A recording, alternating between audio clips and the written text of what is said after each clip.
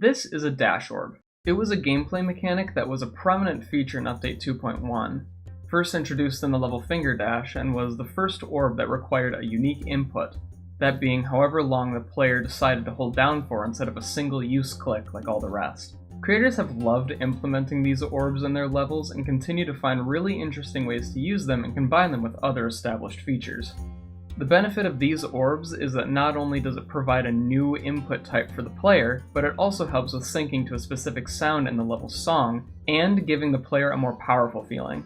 Here are a couple of examples used in official levels.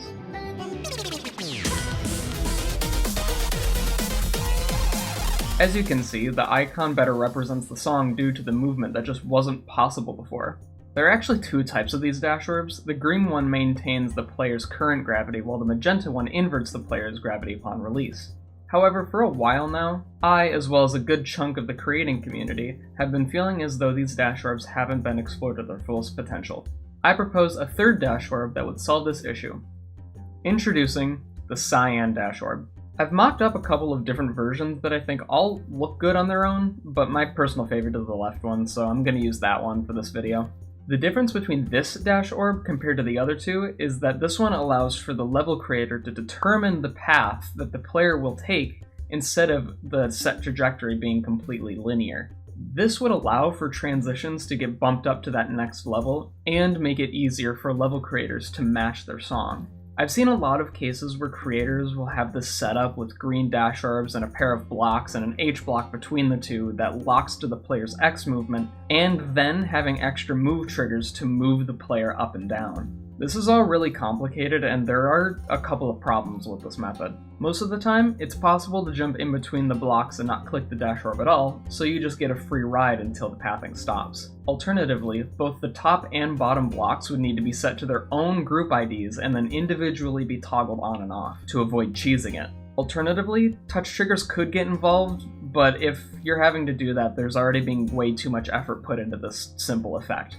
You also get this really weird trail pathing that really breaks the flow if you acknowledge it. Not good. But now, thanks to the new features implemented in 2.2, I believe I've come up with a way to properly demonstrate this long-running fan-made feature and hopefully explain it in a way that makes it viable to be added into a future update. The best way I could come up with having this feature operate is similar to the keyframe system that was implemented recently. Imagine if when you place down the Cyan dash orb, a second object that, from here on out, I'll be labeling as a vertice, is attached to it and can be duplicated and extended to whatever length you want. I don't think having a limit to these vertices would be a good idea, as some custom dash orbs go on for a long time and have a lot of movement to them. The icon would begin its trajectory in the direction the dash orb is angled until it reaches the first vertice.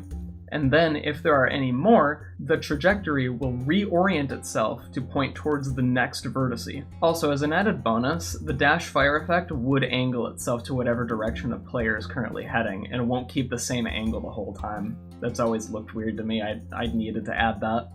One important thing that I feel is worth acknowledging is that dash orbs can be activated by the player in its general area. This means that if you activate a dash orb while above or below its center, you'll stay at that height unless you're pushed by other objects. For the Cyan dash orb, there's a simple fix to ensure consistency. Since one vertice is always attached to the orb itself, like how the orange teleportal is always tethered to the blue one, we can have it set up so that no matter where or when the player activates this new dash orb, the player's momentum will get redirected to always hit the center of the first vertice.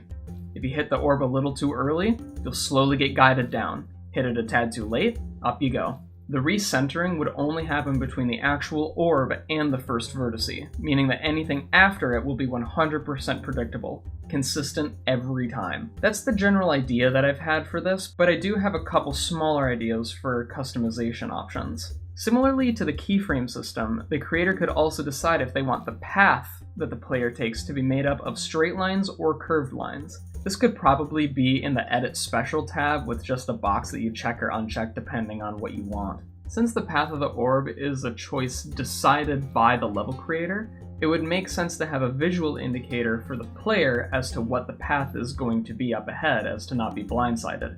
After all, the two current dash orbs have a straight path by default, so if there's a third one that's thrown into the mix that plays by its own rules, the player should be alerted as to what those new rules are. I can see there being a couple of ways to implement this. The first is to have each vertice have some sort of customizable visual indicator that could possibly disappear once the player crosses over them. Way number 2 is pretty similar but a little bit more advanced. This would be a type of particle system that travels along the dash orb's path and clues the player into what's coming up. By default, these would probably be set to the primary player color, but can be set to invisible using black blending if it doesn't fit the style. Also, I think it'd be great to choose what the particles are. Things like circles, arrows, or dashed lines could all work really well, and it'd be a great way to not only provide a consistent marker for a new game mechanic that should be visible to the player by default, but also allow creators the freedom to choose how they'd like to represent their path. Also, these particles could be static, and you could change the amount of them from the start to the end of the path,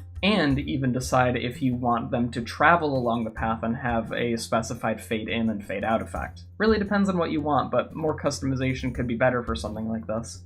And that's my proposal for a new dash orb. I've seen this done so many times that it kind of feels a little bit weird that they haven't been implemented into the game yet. Granted, we just did get a 7-year-long update, so like, beggars can't be choosers, but hopefully this is a feature that will get added into the future, as I've seen a lot of custom levels mess around with this idea. I normally don't make videos like this, but I still hope you enjoyed this common fan-made idea get taken to the next level with a lot more thought put into it. This was also my first scripted video, and I hope I was able to write everything down in a way that made it easy to understand. Thank you very much for watching, and stay tuned for a really exciting announcement coming up in the next couple weeks.